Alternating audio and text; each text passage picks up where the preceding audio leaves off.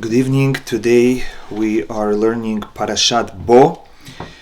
May our learning be L'Refuah Shlema for all the Jewish people that need Refuah Shlema, and Ira Bat Zoya and Yoshua ben Leah. We are using the article Chumash, and we are on page 341.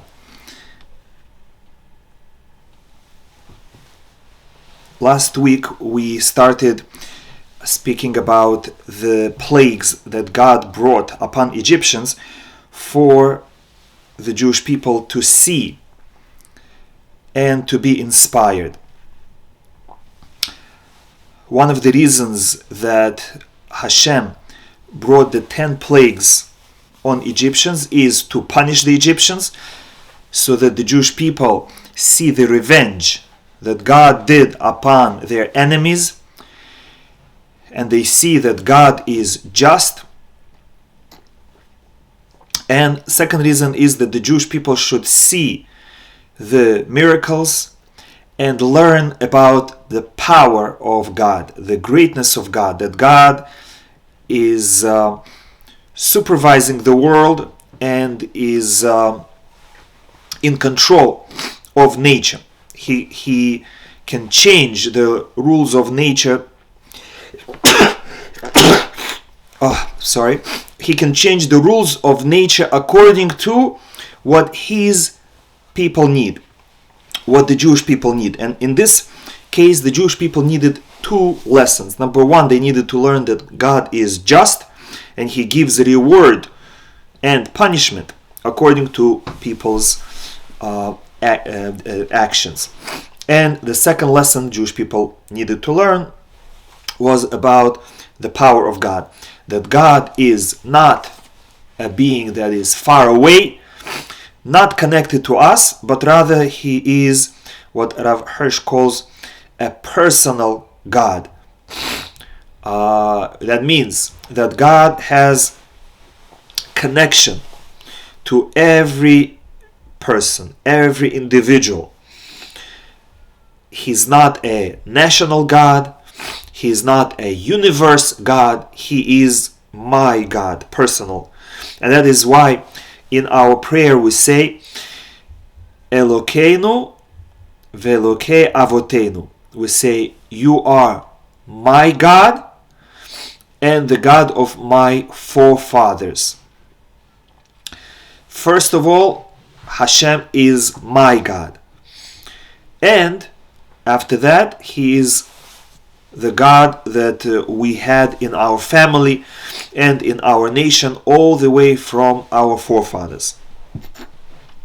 And these things we learned from the 10 plagues, because Hashem said to Paro, let my people go.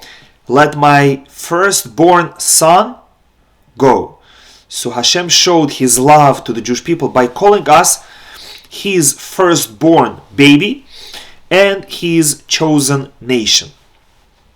And through these 10 plagues, Hashem showed that he means business, that he actually can provide what he promised. He promised that he will make us a great nation, that he will give us the land of Israel, and he promised to Abraham that the Jewish people will be enslaved for 400 years in the land not their own, and then they will leave that country with a great wealth. And now time came for him to fulfill his promise. Okay, now chapter 10 verse 1 on page 341. Hashem said to Moshe, come to Paro and speak to him again, because I have made his heart and the heart of his servants stubborn. Why? Verse 2 explains, why does Hashem make Paro stubborn? So that you may tell your son and your grandson that I made mockery of Egypt. I made fun of Egypt with my signs that I placed among them, with the miracles. Hashem wants that we should actually say these words. The Egyptians thought that they are mighty and powerful, both physically and spiritually. They can control the physical world and they can control the spiritual world. That's what they thought. And Hashem showed them, no. You were able to turn water into blood. You were able to turn stick into snake. You were able to bring out frogs through sorcery. But that's where your powers finish. After that, every other makkah from number 3 and on, the sorcerers could not reproduce. So Hashem showed them, you're not in control of the spiritual world. And Hashem said, you're not even in control of the physical world. Everything that you hold dear will be destroyed. From your river, to your ground, to your crops, to your animals, and even to your own selves. Until the last plague, the death of the firstborn people. So we are supposed to speak to our children and tell them, Hashem made fun of Egyptians. He played with them. They tried to fight, and he, like with toys, he was throwing them one way and then another, and they were trying to fight and they couldn't. Hashem was mocking the Egyptians, enjoying the game. And today I heard from the Bitachon hotline an interesting idea about what's going on in the world now. He said the same idea is happening all over the world. People are saying we are in control. We have advanced technology, we have advanced medicine, and we're not afraid. So Hashem says, okay, what about my little creature, a virus, the tiniest one? And we say that's okay. We're going to close the borders and we're going to put on masks and we're going to be protected. And Hashem says, no, if I want it to spread throughout the world, I'll make it spread. No border closings and no masks are going to help. And the virus attacked everybody. And the people said, it's okay. We will use our bioengineering technology and we will develop a vaccine to kill the virus. And Hashem said, try. And they tried. And they administered the first dose. And Hashem said, that's okay. I'll send a brother of the virus.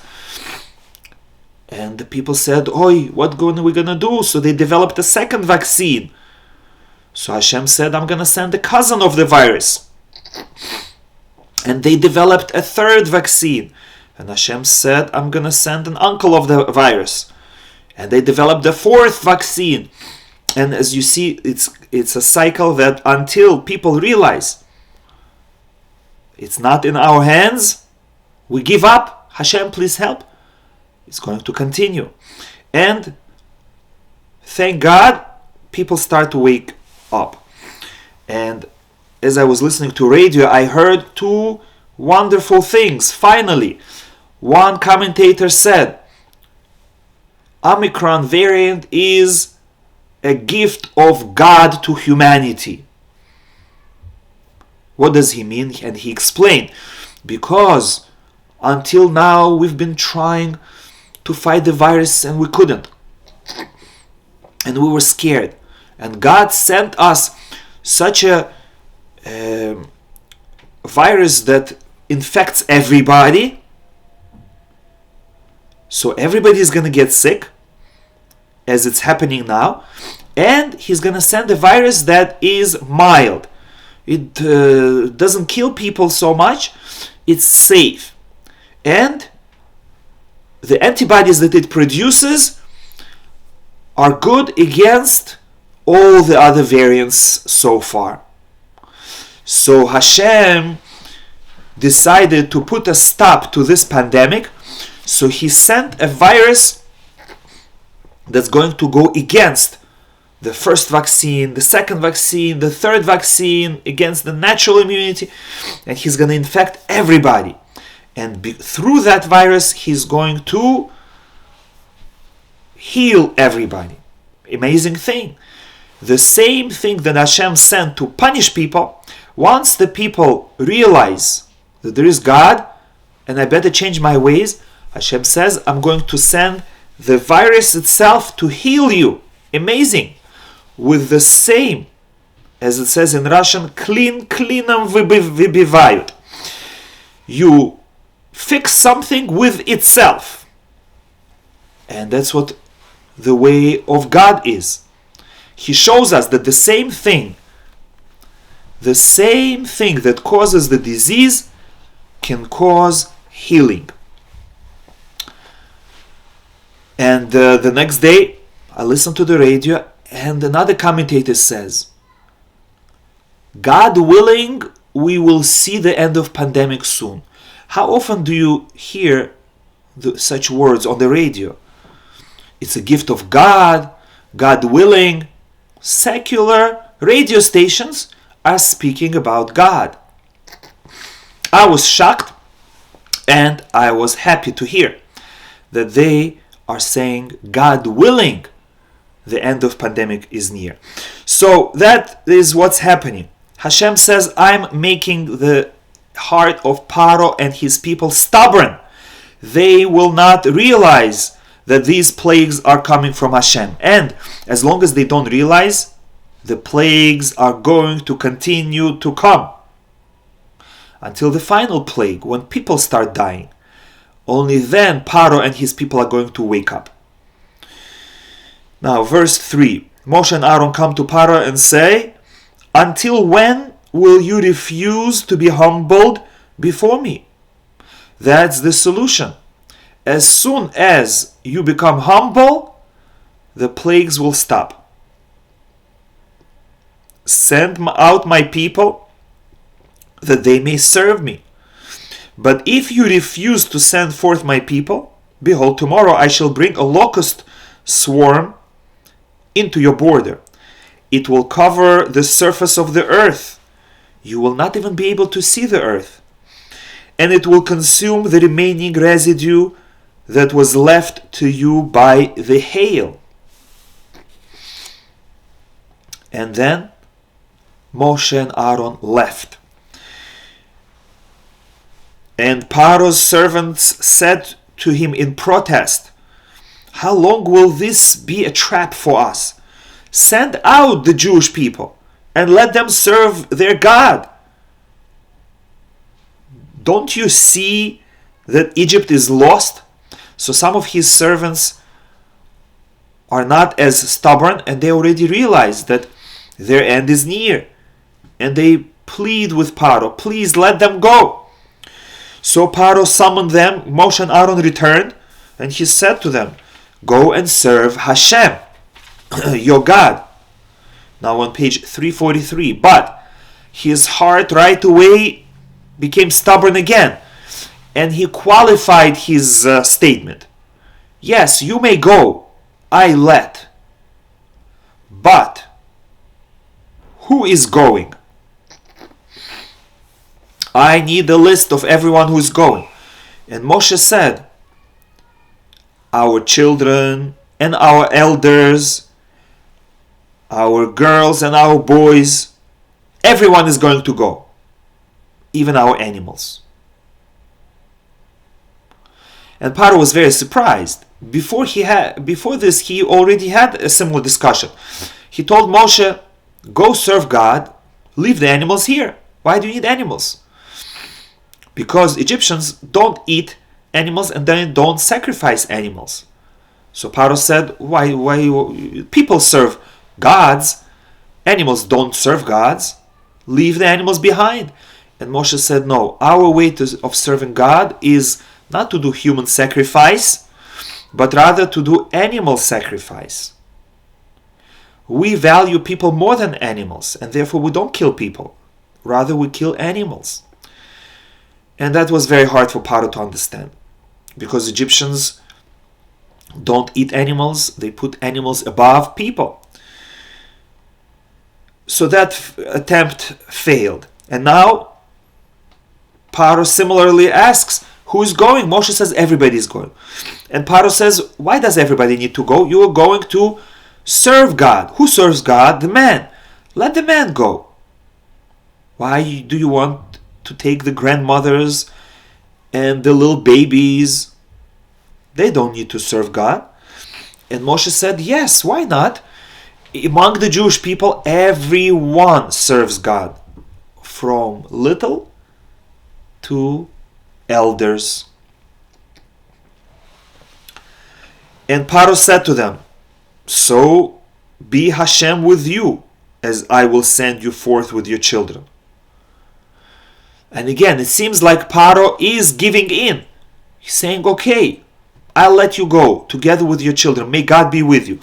And again, his heart strengthens and he says, look, the evil intent is visible on your faces. He said, I figured out that you really want to run away from Egypt. That's why you want to take your families. And he said, not so. Let the man go. Serve Hashem, for that is what you seek. If you are honestly looking to serve God, just take the man, serve, and come back. And the women are going to be hostages over here, so that men come back. And he chased them out. So Hashem told Moshe, let the 8th plague come. Moshe stretched his staff over the land of Egypt, and strong wind came the entire day and night. And the east wind carried the locust swarm. Why did we need the wind? Why not just make the locust appear? And that is because Hashem wants to make it look like it's a natural phenomenon, to give Egyptians an excuse to interpret it as if it just happened by chance. And a similar thing will happen again with the splitting of the Red Sea, Kriyat Yam Suf. Before the sea split, the entire night there was a strong wind. In the morning, Egyptians see that the sea split, so they again made an excuse. Oh, must be it's the strong wind that blew the entire night. Somehow it had an effect and made a furrow in the ocean. Such a thing is not possible. But when a person wants to deny, he grabs onto straw.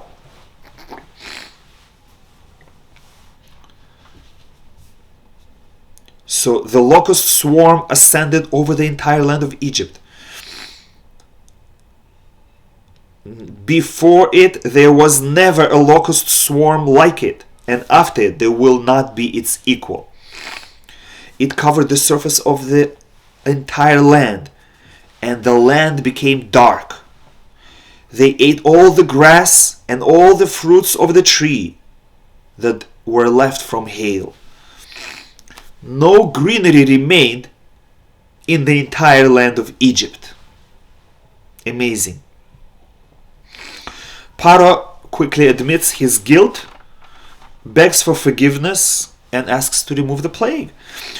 Paro rushed to summon Moshe and Aaron and said, I have sinned to Hashem, your God, and to you. Please forgive my sin, just this time. And ask Hashem, your God, that he remove from me only this death. One last time I'm asking you, please save me. I'll let you go. So Moshe left Paro and prayed to God.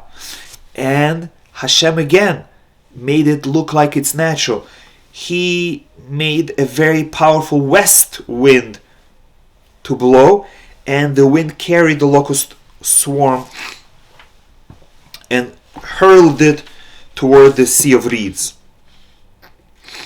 Verse 20, but Hashem strengthened the heart of Paro, and he did not send out the children of Israel. Now, today I heard from a wonderful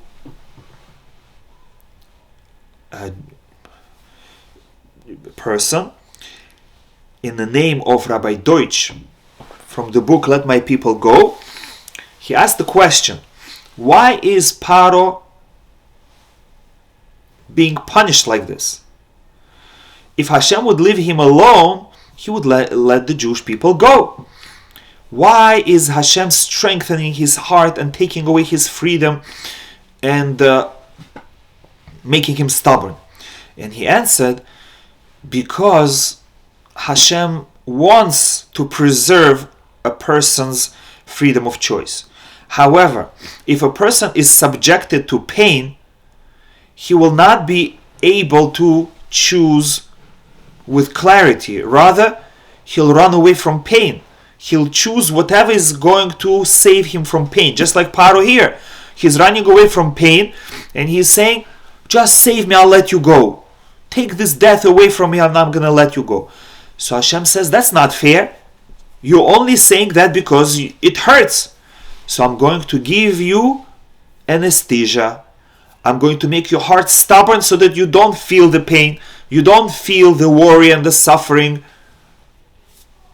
And then let's see what you're going to say.